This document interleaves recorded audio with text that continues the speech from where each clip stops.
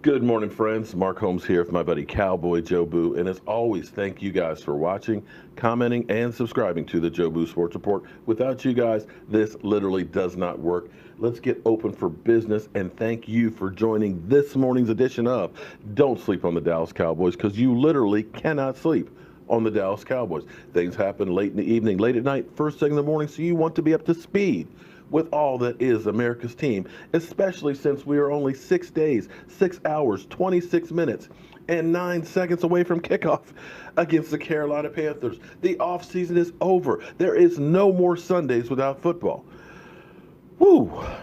And starting next Monday, the Don't Sleep on the Dallas Cowboy report for Mondays will become the Monday morning hangover because, guys, let's face it, the Dallas Cowboys and Jerry Jones will make you drink.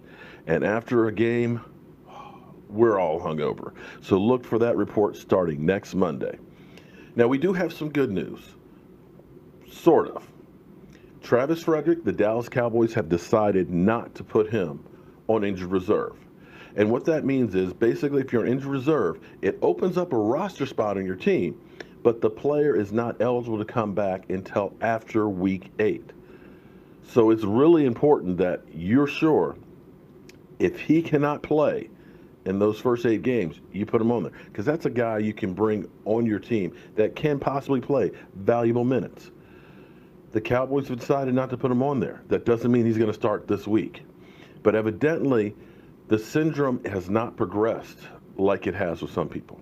The fact that he is an athlete, that he was young, that he was found it early enough, started the treatments and things with it, may mean that the prognosis is looking really good. We've seen him on the sidelines doing some drills, working out individually. We have not seen him in the hospital because this syndrome is no joke. A lot of people, when they find out they've had it, have to be hospitalized because it can literally attack your respiratory system and shut your body down. So the fact that 2 weeks in with this, that he is still on the sidelines with the team is really, really good news. Now, as we always start the season, you get everybody that has their off-season polls, their after the draft polls, their free agency polls, and now we've got the weekly polls. So today we're going to start really looking at where everybody believes the Dallas Cowboys are. And I want to go to this clip right here.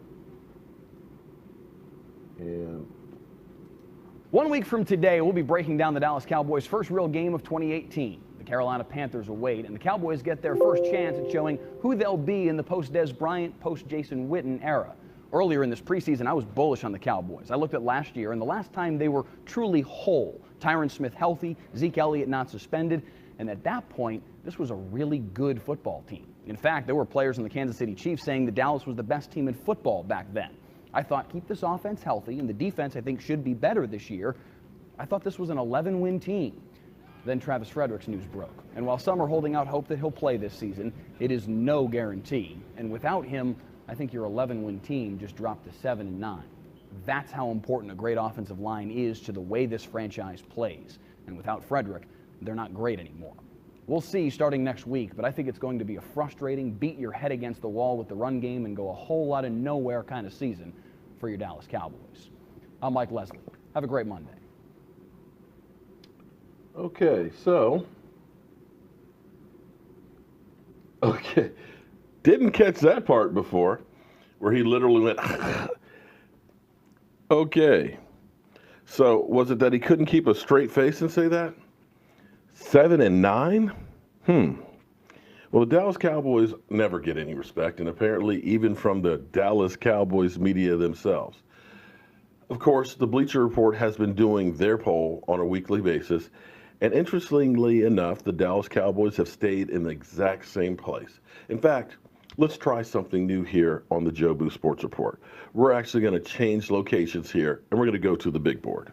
So friends, we're going to start doing something new. We're over here with my big board behind me, and we're going to start looking at the preseason polls versus the regular season polls week to week.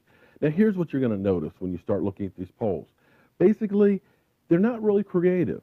They're not realizing that half of the teams that made the playoff last year won't make it this year. In fact, in the NFC, only one team, the Atlanta Falcons in 2016, made the playoffs, and then return the following year. So as we start looking at our board for our week 1, you'll notice the hash marks are all of the teams that made the playoffs last year. Of course, the 2X were your Super Bowl teams. Without exception but one, the Buffalo Bills, they have it 30, which is kind of surprising because basically anybody who made the playoffs last year is in the top 13. And of course, as you can see, everybody's there. Now here's the amazing thing for me, knowing that the Dallas Cowboys had everything possible going wrong, losing Sean Lee, losing Tyron Smith, dealing with the Zeke Elliott suspension. All of these things, the team was still 9-7. And you got to figure that with the Cowboys having a little more depth, having not to worry about losing Zeke Elliott, that alone should make them at least a better team. However, all preseason, our Cowboys have sat here at 15. So they believe the Minnesota Vikings are the number 1 team. The Rams right behind them. And they're calling them the Dream Team. Watch out. We know what happens when they call teams the Dream Teams. Of course, New Orleans and New England is always in the top 5. And the Eagles dropped from being number 1 all offseason to 5th, mainly because Nick Foles has looked like garbage, and Carson Wentz, who knows when he's coming back. The Atlanta Falcons, the Dirty Birds, I don't think they're going to make the playoffs. Yes, that's for you, brethren. The Steelers, which are always a good team. The Jaguars. The Green Bay Packers back with, of course, the bad man, Aaron Rodgers.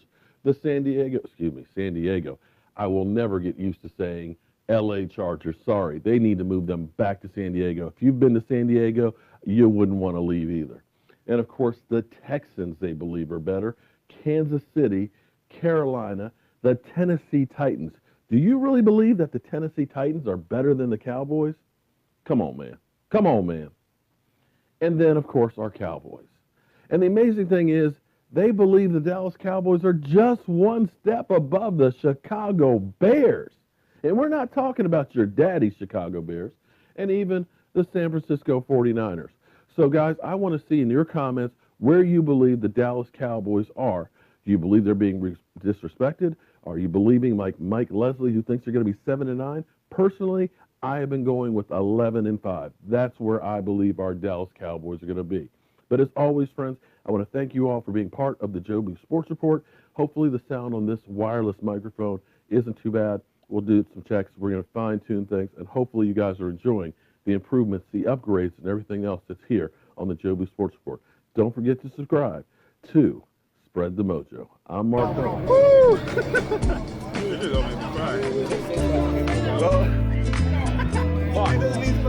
I do not eat spicy food.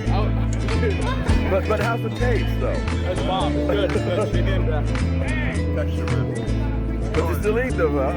Even though they're that hot. It's the taste and the spiciness is all from the. They're good. They're really good.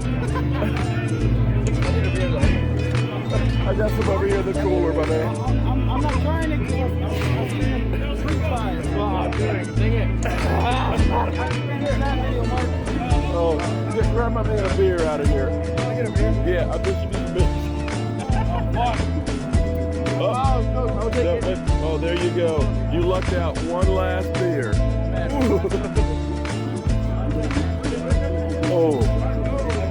I mean, you can handle it. They're hot. Yeah.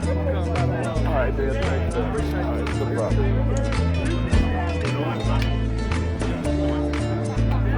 Damn. Open it with something, goddammit. Here, let me. There we go. Oh, that's good.